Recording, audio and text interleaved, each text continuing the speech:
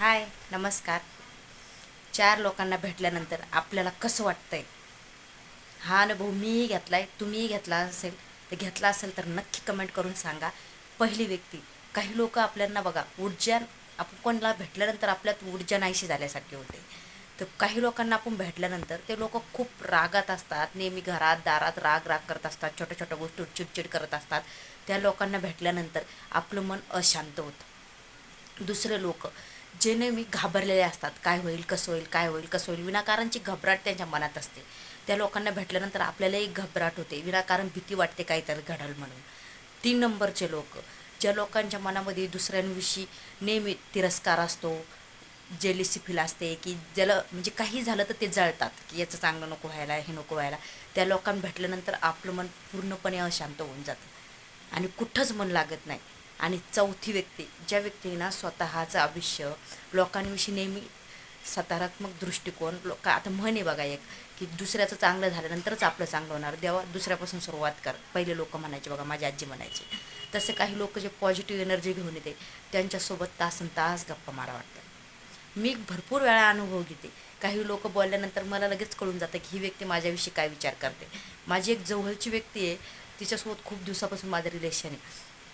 त्या व्यक्तीला me even की फोनवर जरी बोलले कधीतरी, तर मला एकदम असं थकल्यासारखं होतं, पूर्ण पायातून ताकद जाते, सगळ्या गोष्टीतून रस निघून जातो, कारण ती व्यक्ती माझ्यावर नेहमीच जळत असते. तिला खूप त्रास होतो, माझं काही चांगलं झालं ना तिला त्रास होतो. पण त्या व्यक्तीसोबत मी असं सहज रिलेशन नाही तोडू शकत, कारण खूप दिवसापासून ती व्यक्ती कॉन्टॅक्टमध्ये. आमच्या गल्लीत 2 म्हातारे आहे. एक म्हातारी नेहमी थोबाड वाजवत असते, सुनावरती बोलल, नातायला बोलल, लेकाला बोलल. त्या म्हातारीला असं 2 मिनटंसुद्धा बोलत उभं राहा वाटत नाही. पण एक बाई म्हणजे सेम वयांची आहे, तिनं नेहमी संकटाचा सामना स्वतः खंबीरपणे उभा राहून केला आणि आपल्या सुनाला लेकाला पूर्णपणे खंबीरपणे आता साथ देते आणि तोंडातून एकही शब्द काढत नाही, एकदम शांत आहे.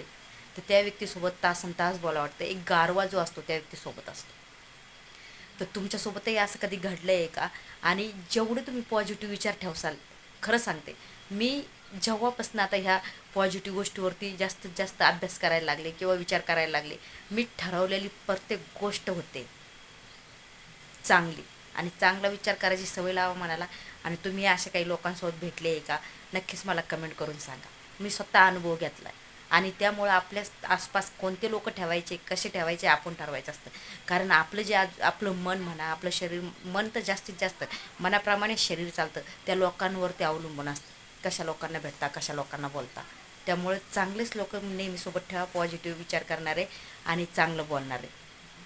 व्हिडिओ आवडल्यास व्हिडिओला लाईक करा आणि चॅनलला सबस्क्राईब करा आणि जास्तीत जास्त शेअर करा आणि अनुभव शेअर करायला विसरू नका.